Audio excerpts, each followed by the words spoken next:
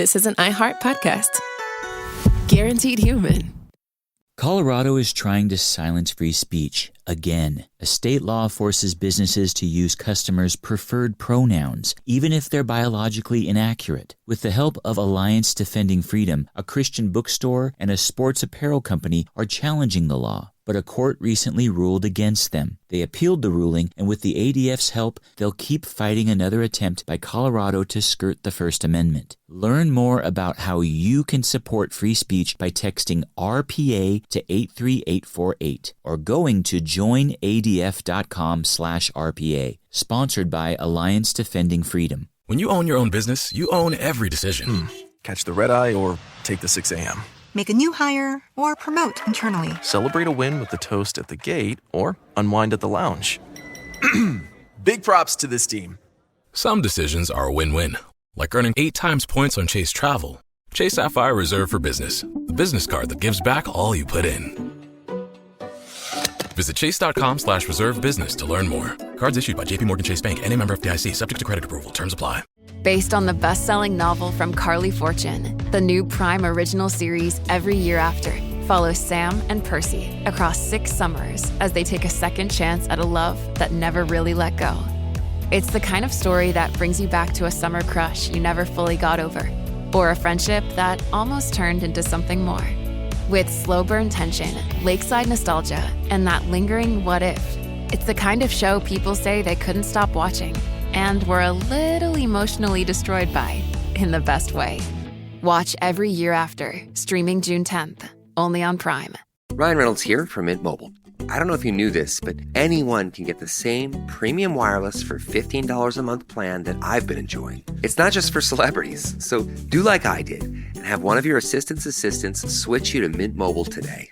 I'm told it's super easy to do at mintmobile.com/switch. Upfront payment of $45 for 3-month plan, equivalent to $15 per month required. Intro rate first 3 months only, then full price plan options available. Taxes and fees extra. See full terms at mintmobile.com.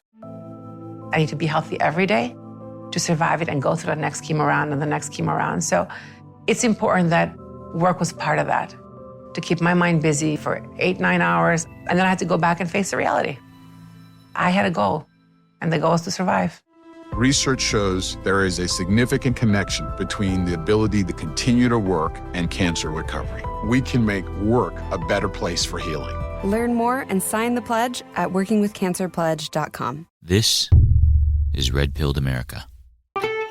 Why haven't you followed us on Twitter yet? Or Instagram and Facebook? Following us on social media is the easiest way to support the show, and it's free. Just visit redpilledamerica.com. Click on the social media icons at the bottom of the page, then give us a follow. And don't forget to visit our store by clicking shop at the top of redpilledamerica.com. We have hats, candles, beer mugs, t-shirts, a book, keychains, and a bunch of other things. You can even buy gift certificates for your friends and family. And if you want to listen to Red Pilled America's newest episodes ad-free, become a Backstage subscriber. You'll get access to our entire archive of episodes. Just visit redpilledamerica.com and click join in the top menu. That's redpilledamerica.com and click join in the top menu. Now on with the show.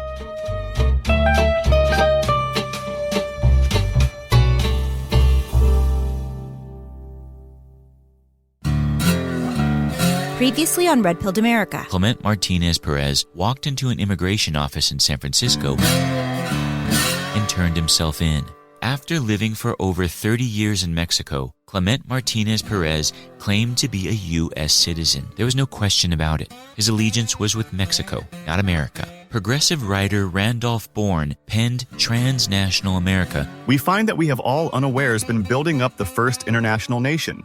In this effort, we may have to accept some form of that dual citizenship, which meets with so much articulate horror among us. In a 6-3 decision, the Supreme Court found that by voting in a foreign election, it was constitutional for Congress to revoke the U.S. citizenship of Clement Martinez Perez. I'm Patrick Corelchi. And I'm Adriana Cortez. And this is Red Pilled America, a storytelling show. This is not another talk show covering the day's news. We're all about telling stories. Stories Hollywood doesn't want you to hear. Stories the media mocks. Stories about everyday Americans that the globalists ignore. You can think of Red Pilled America as audio documentaries, and we promise only one thing: the truth. Welcome to Red Pilled America.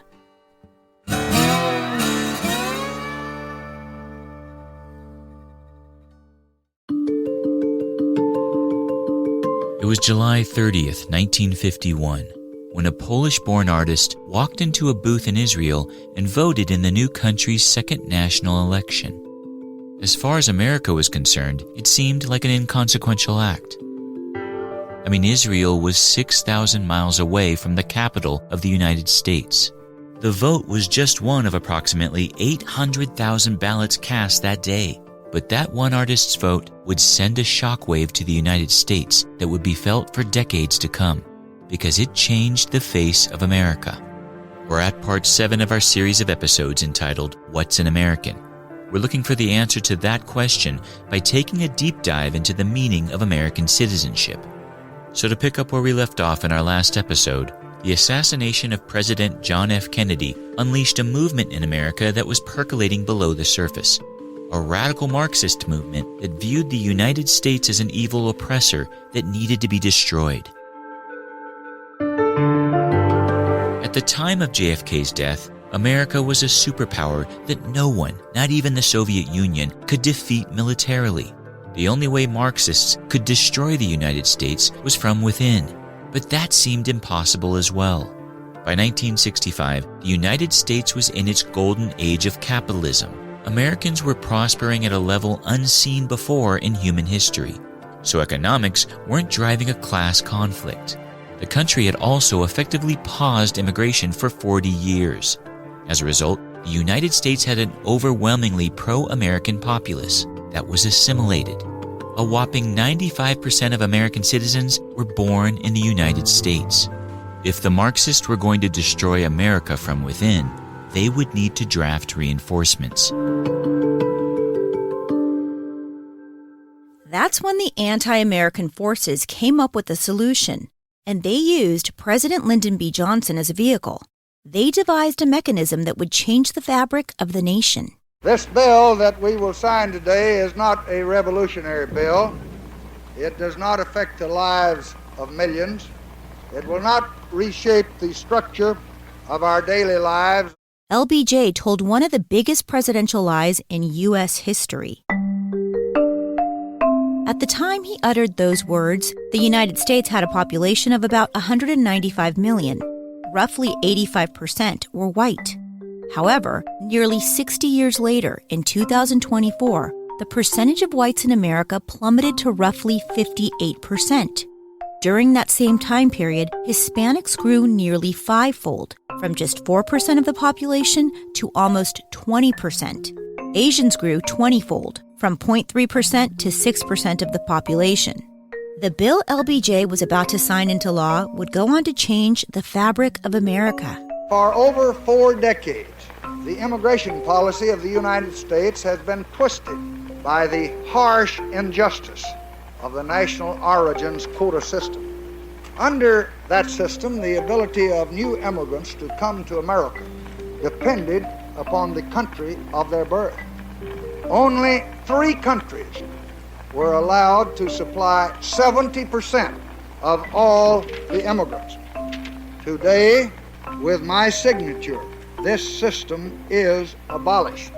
The passage of the Immigration and Nationality Act of 1965 provided a mechanism for the anti-American forces to draft reinforcements from abroad. Around the time of its passage, a ringleader of these forces began stepping onto the international stage, looking to start a Marxist revolution in America. It's my great honor today to introduce to you one of the greatest thinkers of our age, Herbert Marcuse. All right, if you guys know anything about me, you know that I am crazy about my dogs. And let me tell you something. My English bulldog, Pablo, had been suffering with the worst skin allergies. And then I started giving him rough greens in his food, and Boy, what a difference that made. This stuff is amazing. Now Pablo is a Rough Greens dog for life. Rough Greens supports long-term health by providing live, bioavailable nutrients, including essential vitamins, minerals, probiotics, digestive enzymes, and omega oils. Rough Greens promotes longevity by addressing common nutritional deficiencies found in processed dog food. I don't just recommend Rough Greens, I depend on it to keep my dogs happy and healthy. Traditional dog food is shelf-stable for years because it's lifeless. Rough Greens brings the nutrition back, packed with live vitamins, minerals, probiotics, digestive enzymes, and omega oils. Rough Greens isn't dog food. It's a live nutritional supplement you add to your dog's food. You don't have to change your dog's food to improve your dog's health. Just add a scoop of Rough Greens. It's that easy, and I promise you will not regret it. Don't change your dog's food, just add Rough Greens. Rough Greens is offering a free Jumpstart trial bag. You just cover shipping. Use discount code RPA to claim your free Jumpstart trial bag at roughgreens.com. That's RUFF greens.com, promo code RPA. So don't change your dog's food, just add Rough Greens and watch the health benefits come alive. For 250 years, America has been a bastion of freedom, and as we look ahead to the next 250, we're reminded that freedom is ours to defend. Today, Alliance Defending Freedom stands in courtrooms across the country to protect those freedoms we cherish. Life, free speech, religious freedom, parental rights. These freedoms are at the core of who we are as a nation, and they must be preserved. ADF is approaching a critical fiscal year-end fundraising deadline. Your support today helps ADF defend these freedoms so they may endure for many years to come. Every dollar you give will be doubled thanks to a special matching grant while funds last. Visit joinadf.com/RPA or text RPA to 83848 to give today. Sponsored by Alliance Defending Freedom. When you own your own business, you own every decision. Catch the red eye or take the 6 a.m. Make a new hire or promote internally. Celebrate a win with the toast at the gate or unwind at the lounge. Big props to this team. Some decisions are a win-win, like earning 8 times points on Chase Travel. Chase Sapphire Reserve for Business, the business card that gives back all you put in. Visit chase.com/reserve business to learn more. Cards issued by JPMorgan Chase Bank and a member FDIC, subject to credit approval. Terms apply. People at work supported me while I was going through treatment by not treating me like somebody who was going through treatment. Treatment sucks. Cancer sucks. Being engaged with work really helped to, I just knew I was going to beat this thing. Research shows there is a significant connection between the ability to continue to work and cancer recovery. We can make work a better place for healing. Learn more and sign the pledge at workingwithcancerpledge.com. Turn someday into right now with Body by Jake Radio. Non-stop workout music and expert tips 24/7. Hey, head over to iHeart.com, search Body by Jake Radio, and stream it for free right now. Awesome health and wellness tips 24 hours a day, 7 days a week. Remember, stick to the fight. When your heart is hit, it's when things seem worst that you must not quit. Don't quit. Body by Jake Radio, where hope meets momentum. Search Body by Jake Radio and stream it for free. Have a great day. iHeartRadio.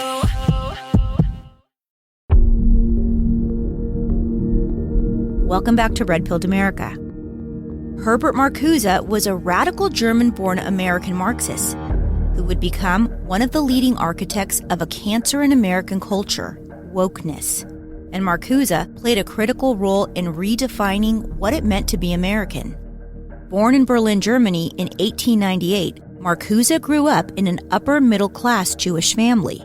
The German Empire he was born in was a constitutional monarchy under the control of Kaiser Wilhelm III. In the early 1900s, the German Empire was one of the strongest and most rapidly industrializing economies in the world, second only to the United States in its industrial output. However, the situation changed dramatically with the outbreak of World War I in 1914. By the end of the decade, Germany's economy collapsed. As a result, the country was vulnerable to the growing socialist sentiments spreading throughout Europe. When a wave of unrest swept through the continent, a Marxist revolution didn't take hold in Germany, a fact that profoundly confused Herbert Marcuse. In 1917, Vladimir Lenin led the Bolsheviks' overthrow of the Russian monarchy. They executed Russian Tsar Nicholas II and his entire immediate family. The revolt would come to be known as the Russian Revolution of 1917, and Lenin's victory ultimately led to the first Marxist state, the Soviet Union. This Russian Revolution inspired others in Europe. But unlike in Russia, they were short-lived. In 1918, a socialist revolt led to a civil war in Finland, but it quickly failed. In 1919, a communist revolt in Hungary led to the Hungarian Soviet Republic, but it too collapsed in just 133 days. The same year, socialist unrest spread throughout Italy, but no lasting Marxist movement prevailed.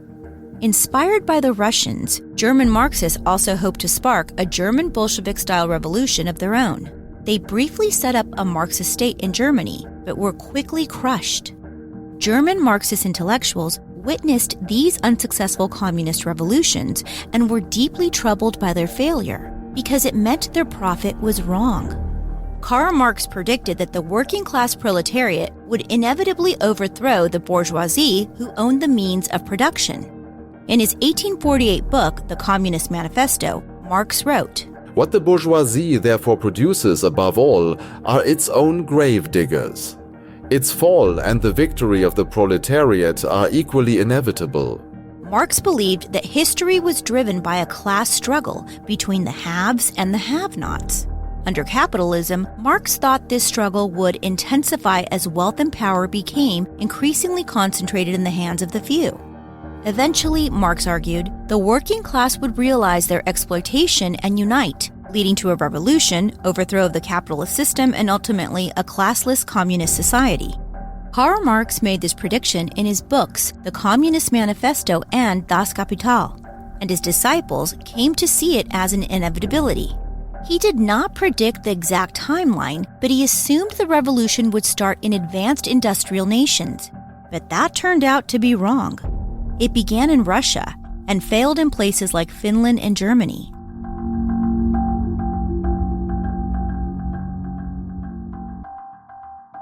This deeply troubled German Marxists like Max Horkheimer, Theodor Adorno, and Erich Fromm.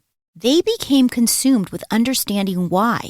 And so, in 1922, they founded the Institute of Social Research in Frankfurt, Germany, to study why Marx's prediction failed. A young Herbert Marcuse, a Marxist at heart, also became consumed with this question. He was eventually offered a job at the Institute. However, due to the rise of Nazism, the Institute and its team had to evacuate from Germany, because you see, all these Marxist intellectuals were Jewish. They anticipated Adolf Hitler's takeover. So, in 1933, they relocated to Geneva, Switzerland. Marcuse, also a Jew, followed, becoming a junior colleague of the Institute's founders. But their stay there was short-lived.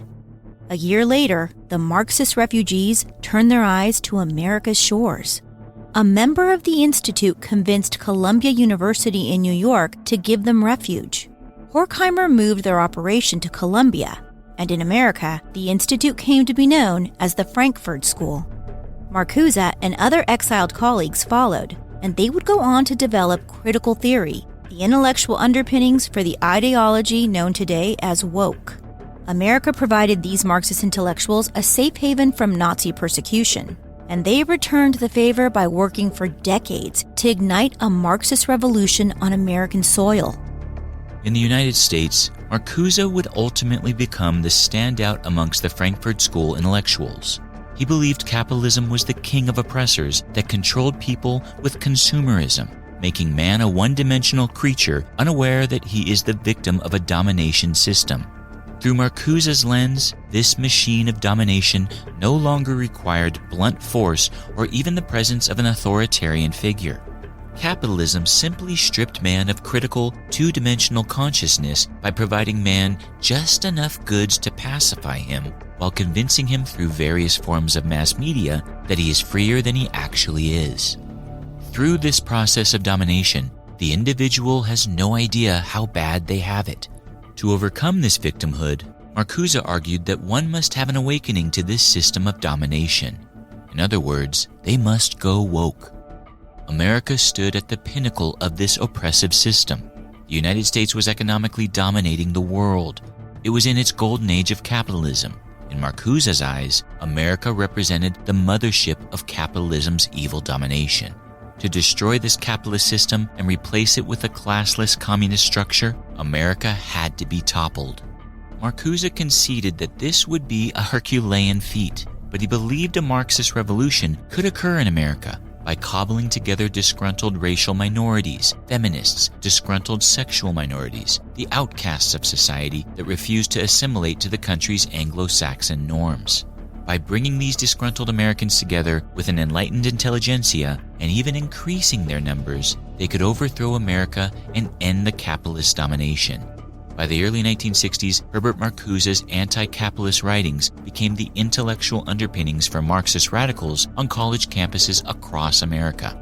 His words helped give rise to the so-called free speech movement at UC Berkeley, a Marxist movement that looked to make universities the hubs of their revolution.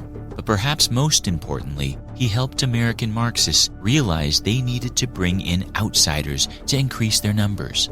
With the passage of radical legislation like the Immigration and Nationality Act of 1965, this anti-American movement had a mechanism to multiply their forces. By 1967, Herbert Marcuse, who'd worked largely in obscurity on college campuses, stepped out from the shadows of academic circles onto the international stage. It's my great honor today to introduce to you one of the greatest thinkers of our age, Herbert Marcuse. Armed with 3 decades of research on how socialism could take root in America, Marcuse looked to reignite the failed Marxist revolutions of Germany, but this time in the West. The ferment is there. The ground can and must be prepared. The mutilated consciousness and the mutilated instincts must be broken. And the sensitivity and the awareness of the new transcending antagonistic values, they are there. And they are there precisely among the non-integrated, the still non-integrated social groups, and among those who by virtue of their privileged position can pierce the ideological and material veil of mass communication and indoctrination, namely the intelligentsia. Marcuse argued that nationalistic patriotism was a Western mechanism of social control. He believed true human freedom would require breaking free from nationalistic and capitalist systems. Marcuse encouraged cross-border solidarity with anti-colonial and revolutionary movements. College social study professors indoctrinated a generation of leftist students with Marcuse's ideas. As a result, Marcuse created the intellectual atmosphere for a transnational America to finally become a reality, where America's citizens had a stronger allegiance with their ancestral lands than with the United States. This was a necessary condition for America to fall. But one final barrier needed to be overtaken. Dual citizenship needed to be made legal. Licorice, licorice, where art thou, licorice? If you listen to Red Pilled America, you know that I love licorice, and there is no licorice in America better than the delicious gourmet licorice made by the Licorice Guy. The Licorice Guy is simply the best. What sets their licorice apart is its flavor and freshness. They have a great selection of flavors to choose from, like red, blue raspberry, black, and green apple, just to name a few. The freshness of the Licorice Guy is unlike anything you've ever tasted in licorice before. Seriously, if you haven't tried licorice from the Licorice Guy yet, then you ain't living life right. Trust me, you will not regret it. It's time to dump that store-bought licorice that's so hard it'll break your teeth, and get yourself the soft, fresh stuff from the Licorice Guy. What I also love about the Licorice Guy is that it's an American family-owned business. It's made right here in the beautiful US of A. We are big proponents of buying American and supporting American workers. Right now, Red Pilled America listeners get 15% off when they enter RPA15 at checkout. Visit licoriceguy.com and enter RPA15 at checkout. That's licoriceguy.com. They ship daily. Treat yourself and those you love and taste the difference. For 250 years, America has been a bastion of freedom, and as we look ahead to the next 250, we're reminded that freedom is ours to defend. Today, Alliance Defending Freedom stands in courtrooms across the country to protect those freedoms we cherish. Life, free speech, religious freedom, parental rights. These freedoms are at the core of who we are as a nation, and they must be preserved. ADF is approaching a critical fiscal year-end fundraising deadline. Your support today helps ADF defend these freedoms so they may endure for many years to come. Every dollar you give will be doubled thanks to a special matching grant while funds last. Visit joinadf.com/RPA or text RPA to 83848 to give today. Sponsored by Alliance Defending Freedom. When you own your own business, you own every decision. Catch the red eye or take the 6 a.m. Make a new hire or promote internally. Celebrate a win with the toast at the gate or unwind at the lounge. Big props to this team. Some decisions are a win-win, like earning 8 times points on Chase Travel. Chase Sapphire Reserve for Business, the business card that gives back all you put in. Visit chase.com/reserve business to learn more. Cards issued by JPMorgan Chase Bank, N.A. member FDIC, subject to credit approval. Terms apply. When I was diagnosed, all I wanted to do was get back to work. I wanted to get back to that trajectory that I was on prior to the cancer. I always felt like I had value, I had a place on the team. To just be treated with dignity, it means everything. Research shows there is a significant connection between the ability to continue to work and cancer recovery. We can make work a better place for healing. Learn more and sign the pledge at workingwithcancerpledge.com. Turn someday into right now with Body by Jake Radio. Non-stop workout music and expert tips 24/7. Hey, head over to iHeart.com, search Body by Jake Radio, and stream it for free right now. Awesome health and wellness tips 24 hours a day, 7 days a week. Remember, stick to the fight. When your heart is hit, it's when things seem worst that you must not quit. Don't quit. Body by Jake Radio, where hope meets momentum. Search Body by Jake Radio and stream it for free. Have a great day. iHeartRadio. Do you want to hear Red Pilled America stories ad-free? Then become a Backstage subscriber. Just log on to redpilledamerica.com and click Join in the top menu. Join today and help us save America one story at a time. Welcome back to Red Pilled America. So by the mid-1960s, anti-American forces were on the march. Herbert Marcuse gave them the Marxist ideology to rally around. LBJ gave them the mechanism to draft reinforcements from abroad. But one final barrier needed to be overtaken for a transnational America to become a reality. Dual citizenship needed to be made legal. Enter Beis Afroyim. Born in 1893 in what was then Russian-occupied Poland, Afroyim came of age in a region simmering with revolutionary thought. As Marxist ideas spread across the empire, Poland's industrial towns and rural villages witnessed labor strikes, peasant unrest, and the early rumblings of communist agitation. These movements, while not yet dominant in everyday life, planted seeds of radical politics in many who would later seek change, including Afroyim himself. By the time he immigrated to the United States in 1912, the Russian Empire was on the verge of collapse, and Marxist agitation was in full swing. While we can't say with certainty what Afroyim believed when he first boarded a ship for the United States, we can say this. Many Americans feared that immigrants from Eastern Europe were bringing radical beliefs with them. This fear was expressed by founding father Thomas Jefferson at the birth of America. They will bring with them the principles of the governments they leave, imbibed in their early youth. In the case of Afroyim, that fear was warranted because he would become a card-carrying communist. Like many Jewish immigrants of the time, Afroyim settled in Manhattan. It was there in the bustling artistic enclaves of New York City that he would eventually build a life as an artist and teacher.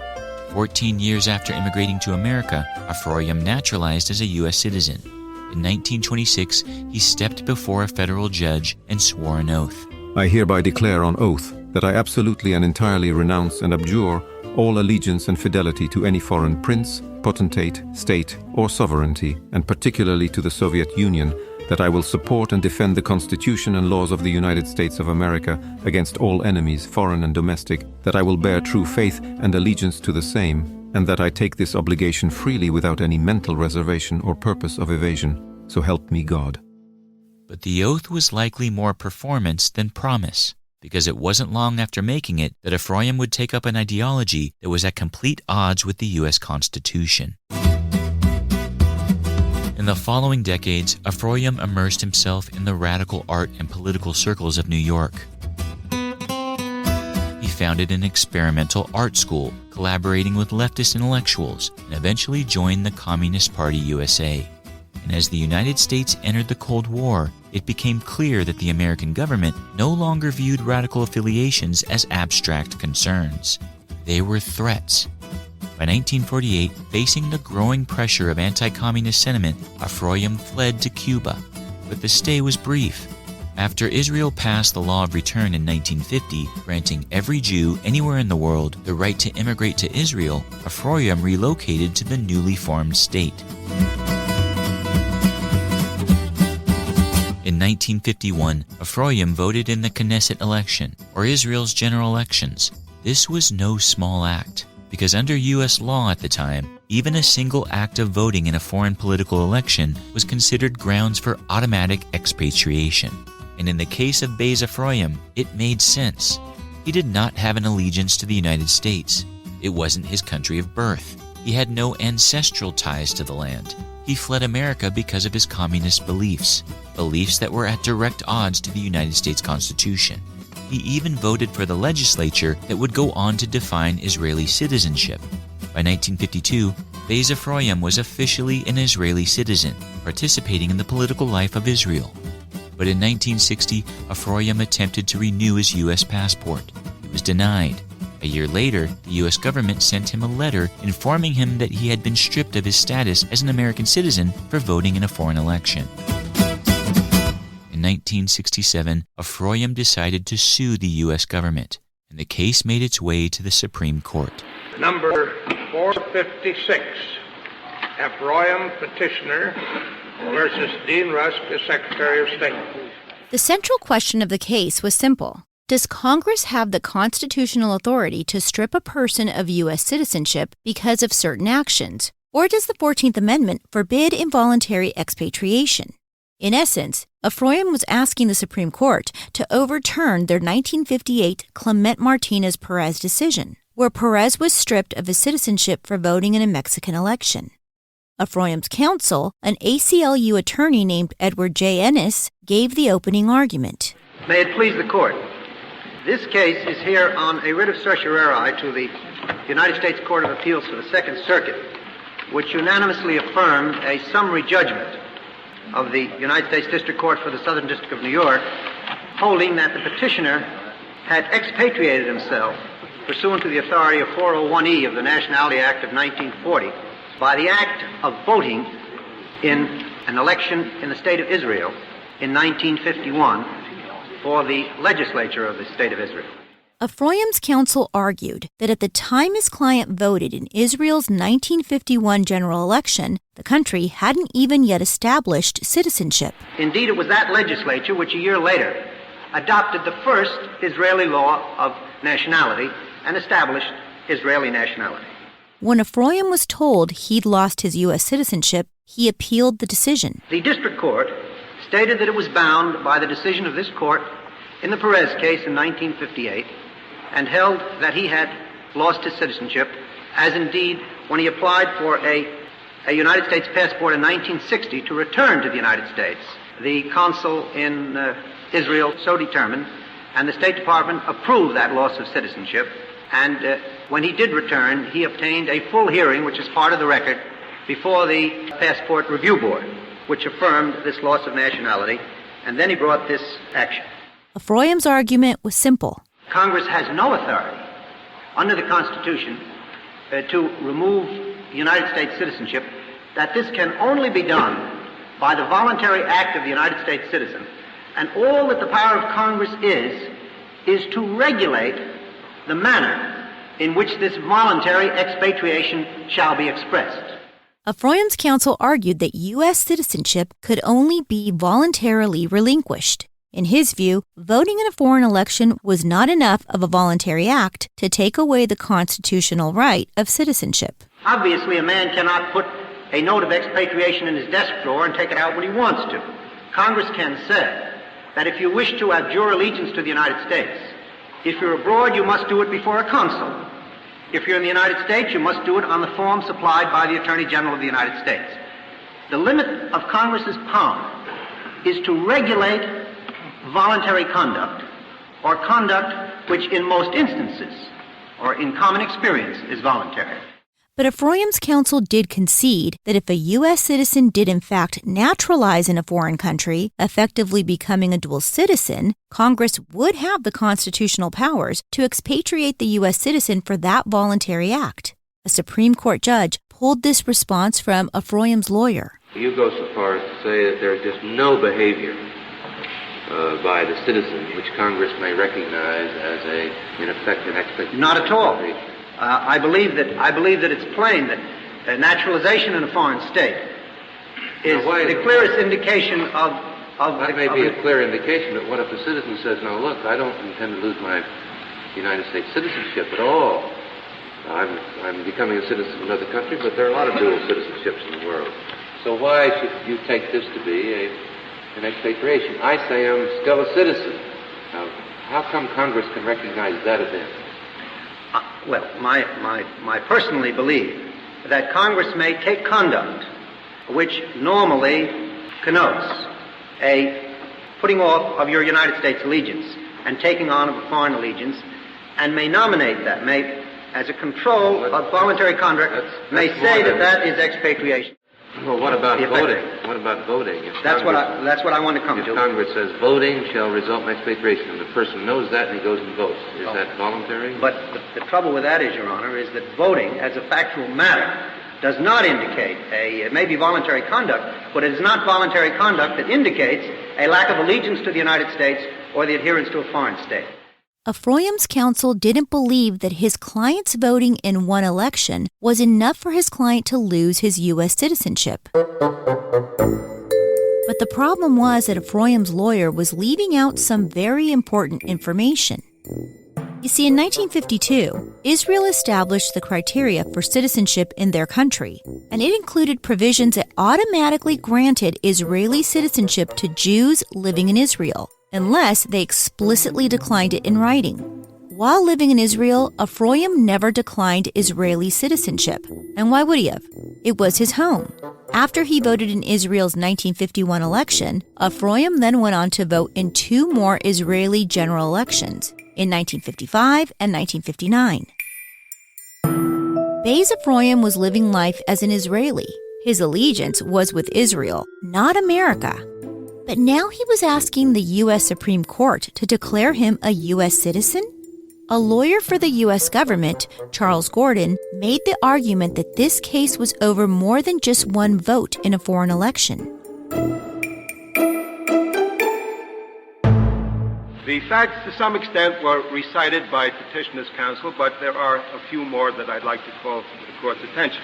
Petitioner was born in Poland about 1893. He came to the United States in 1912 at the age of 19. He was naturalized as a citizen of the United States in 1926 when he was 33 years old.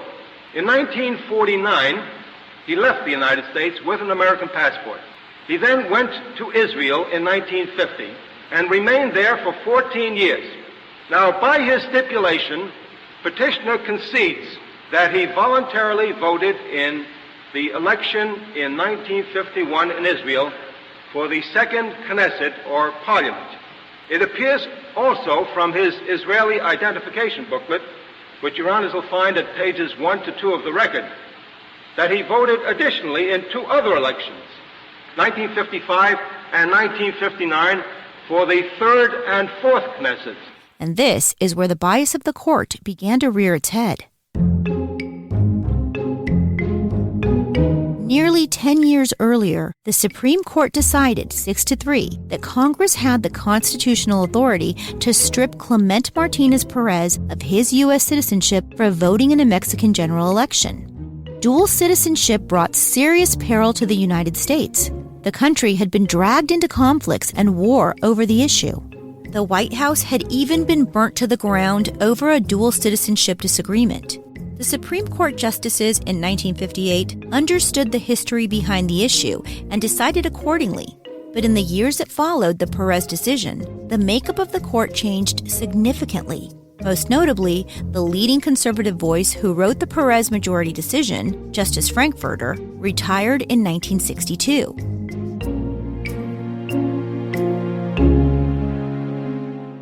LBJ eventually appointed Abe Fortas, the son of Orthodox Jewish parents, to take Frankfurter's former seat on the court. So unlike the Perez case, where the court considered all the pertinent information, this new court in the Ephraim case looked to limit the information under review to just his vote in the 1951 Israeli election. And there was a reason for that. Because in that election, Israeli citizenship had not yet been established. If Ephraim's other 2 votes were included in the court's review of the case, things would get a little messier if they wanted to overturn the Perez case. Because in those other elections, Ephraim was voting in a foreign election as a foreign citizen. So the justices began attacking U.S. Justice Department Attorney Charles Gordon. This case, however, was not decided at all upon his voting in those 2 later elections, was it? I'm not sure. This was the stipulation. It was decided, I thought, on a stipulation of fact. No, the State Department record and this booklet, which is at pages 1 and 2, were before the district court and the Court of Appeals. And they did refer to the facts which appear in the State Department record. So the courts were considering that too. And I don't think this court is limited to determining only on the 1951 election. He voted in 3 national elections. In 2 of them... As I understand, in the first of those elections, under the law of Israel, it was necessary only to be a resident, because indeed there was no such thing as Israel nationality. That is true.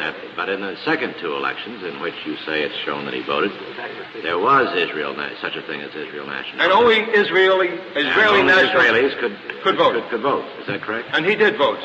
Well, now it may be important to know on what basis this case was decided.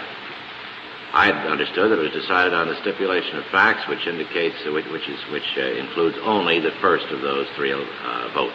When the U.S. government first decided to revoke Ephraim's citizenship, it was aware that he'd voted in 3 separate Israeli general elections. But voting in the first election was enough to decide in favor of revoking his citizenship, so the decision only referenced his first vote.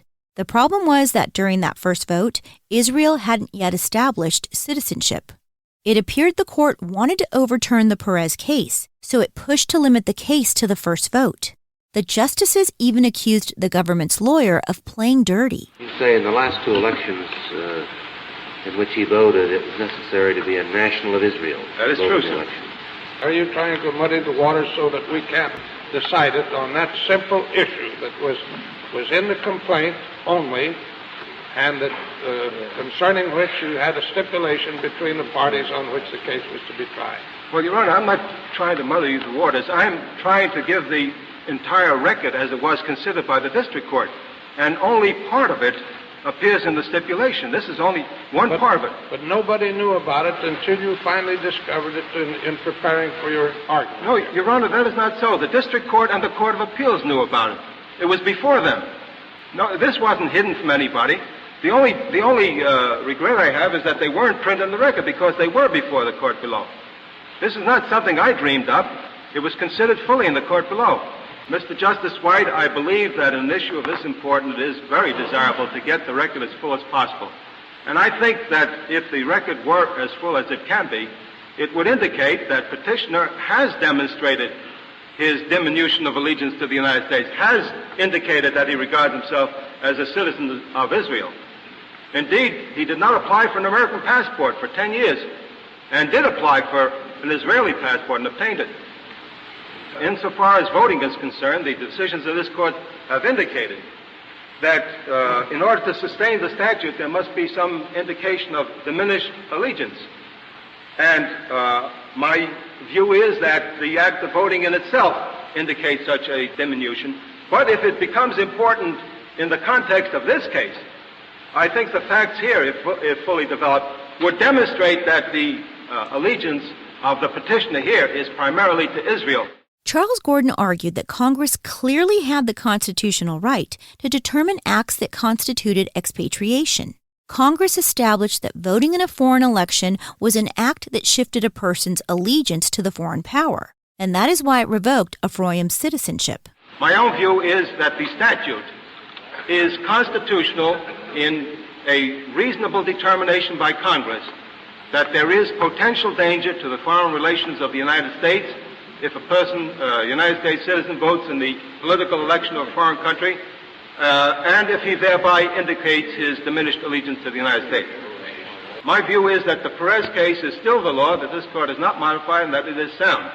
And that on the basis of the Perez case, the mere fact that there was voting in a foreign political election, voluntary voting, is enough to cause expatriation. The indication that petitioner intended to become a citizen of Israel. I repeat, in 1950, he went to Israel. He lived there for 14 years. He did not apply for a renewal of his American passport, which expired in 1950. He did not apply for renewal for 10 years. He did not register with an American embassy or consulate. He did obtain this Israeli identification booklet in 1951. In 1952, after the new nationality law became effective, he did obtain an Israeli passport. He voted in 3 national elections. Of course, he didn't ask to retain his American citizenship when the new Israeli nationality law went into effect. It seems to me that under those circumstances, petitioner has indicated that his primary allegiance is to Israel and not to the United States. Beis Ephraim voluntarily removed himself from the jurisdiction of the United States. That alone defied the citizenship clause of the U.S. Constitution. But Ephraim's attorney apparently understood that the court was looking to overturn Perez. So in his rebuttal, he focused in on limiting the case to Ephraim's participation in Israel's 1951 election. There's a precise issue. Did you lose your nationality when you voted in the one election in 1951? On November 1460, the American consul in Haifa ruled that he had expatriated himself on July 30th, 1951, by voting in a political election in a foreign state. That's all that was in the case, was whether that vote lost his nationality. There's nothing else in the case. And this record is entirely complete for this court to decide whether Perez is a law of the United States. In the end, the Supreme Court agreed with Ephraim's lawyer. They would decide the case not on the Israeli elections Ephraim participated in when he was considered a citizen of Israel. Instead, they decided it based on the first 1951 vote when Israel had yet to establish citizenship in the country.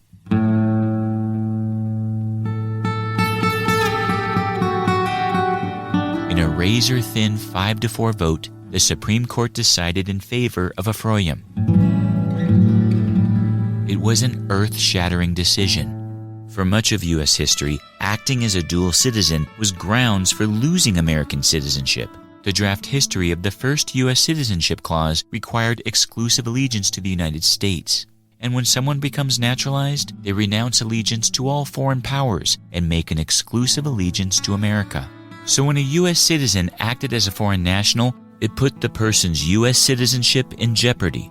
That was the case throughout America's history.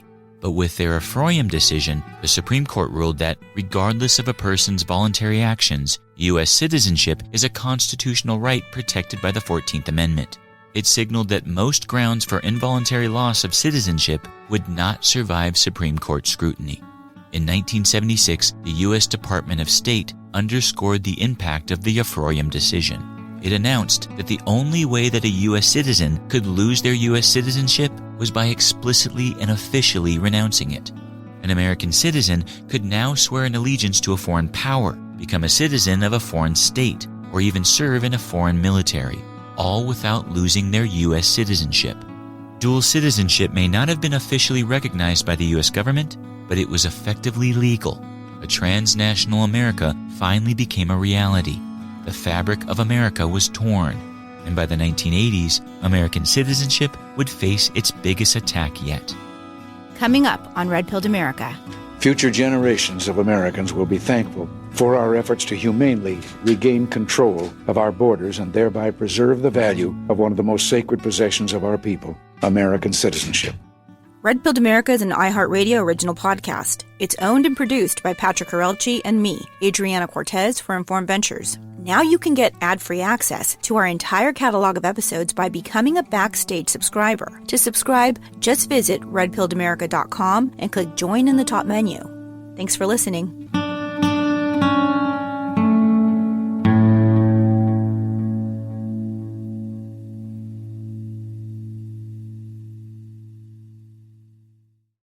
When you own your own business, you need to keep things moving.